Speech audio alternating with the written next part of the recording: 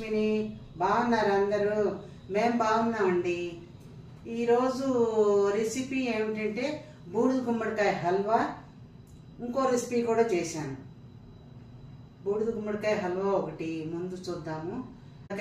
చెప్తాను. ఫస్ట్ బూడిద గుమ్మడికాయ పెచ్చు తీసేయాలి. పై పెచ్చు అంతా తీసేసి లోపల గుజ్జు అంతా తీసేసి ఆ చెక్క ఉంటుంది కదా, తెల్లటి చెక్క, దాన్ని తురమాలి. ఇలా ఇలా ఇలా ఇలా తురమాలి. తురిమిన తర్వాత బెల్లం పాకం, బెల్లము పంచదార రెండు వేయాలి. వేసి పాకం పెట్టుకోవాలి. పాకం అంటే పెద్దగా పాకం ఏం రావక్కర్లేదు, అలాగని ఉండపాకము రావక్కర్లేదు, ఇట్ట గట్టిగా ఉండక్కర్లేదు. ఇలా దగ్గర పడాలి. ఇలా పాకం తీసి నీళ్ళ ప్లేట్లో వేస్తే ఇలా దగ్గర పడాలి. అప్పుడు ఏం చేయాలి, ఈ గుజ్జంతా ఒకసారి వేయించేసి అందులో వేసేయాలి. నీళ్ళు వస్తాయి. మనం ఇది చేసినప్పుడు, కోరినప్పుడు నీళ్ళు వస్తాయి. ఆ నీళ్ళని ఊరికి అలా నొక్కేసేసి మూకుల్లో వేసి ఫ్రై చేసేసి అవేమో పాకంలో వేసేయాలి. వేసేసి బాగా పెడుతూ ఉండాలి. చాలాసేపు పడుతుంది, కొంచెం సేపు పడుతుంది. అదంతా అయిపోయాక ఇలాచీ పౌడర్ వేయండి, జీడిపప్పులు వేయించి వేయండి. అంతే, బూడిద గుమ్మడికాయ హల్వా రెడీ. నేను వీడియోలో చూపించాను, చూడండి. నచ్చితే లైక్ చేయండి, కామెంట్ చేయండి. సబ్స్క్రైబ్ చేసుకోని వాళ్ళంటే సబ్స్క్రైబ్ చేసుకోండి. చివరి వరకు వీడియో చూడండి. మరి ఆంటీ ఎలా చేసిందో మీకు కూడా తెలియాలి కదా, అందుకని చివరి వరకు వీడియో చూడండి. నమస్తే, బాయ్. హాయ్ ఫ్రెండ్స్, ఈ మళ్ళీ ఇంకో రెసిపీ ఏంటంటే మెంతి ఆకుతో కూర. మెంతి కూరతో పచ్చడి. మెంతులు ఆకులు ఉంటాయి కదా, చెట్లు, అది సన్నగా ఆ పెచ్చులన్నీ తీసేసి కడిగి ఒక పక్కన పెట్టుకోవాలి.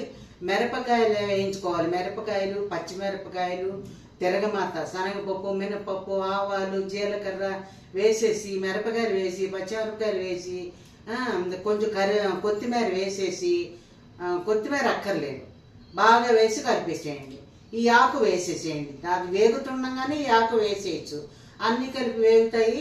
తీసి కొంచెం చింతపండు వేయాలి. ఇంత చింతపండు వేయండి. చింతపండు వేసేసి అన్నీ కలిపి గ్రైండ్ చేయటమే. మెంతి కూర పచ్చడి రెడీ. బాయ్.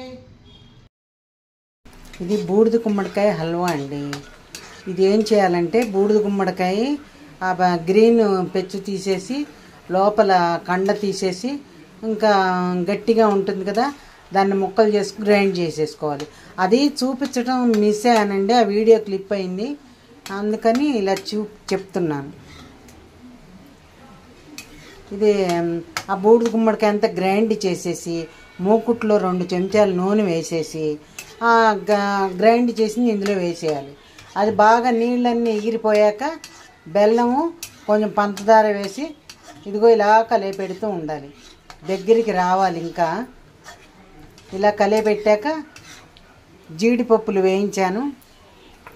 ఇదిగోండి జీడిపప్పులు వేయించాను. తర్వాత కలుపుదాము. ఈలోపు ఇలాచీ వేసాను, నెయ్యి వేసాను. ఇలా కలిపెడుతున్నాను. ఇంకా దగ్గరికి రావాలి. దగ్గరికి వచ్చాక అప్పుడు ఈ మూకుడి నుంచి కొద్దిగా సపరేట్ అవుతుంది కదా, అప్పటిదాకా ఉంచాలి. ఎలా వస్తుందో తెలియదు, చూద్దాం. బెల్లము, పంచదార 2 వేసానండి.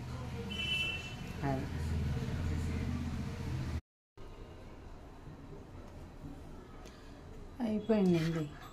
అదిగో అయిపోయింది.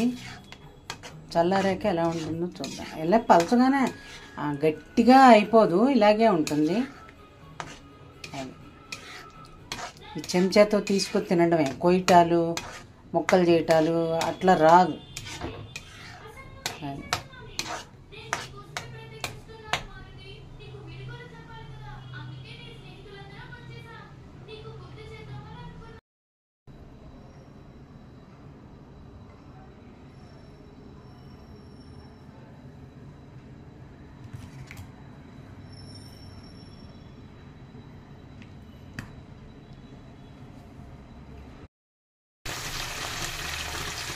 ఇదిగోండి మిరపకాయలు, పచ్చిమిరపకాయలు, తిరగమాత అంటే మినపప్పు, శనగపప్పు, ఆవాలు, జీలకర్ర వేసేసి, మిరపకాయలు వేసేసి, కొంచెం మామూలు ఉల్లిపాయలు కూడా వేసాను.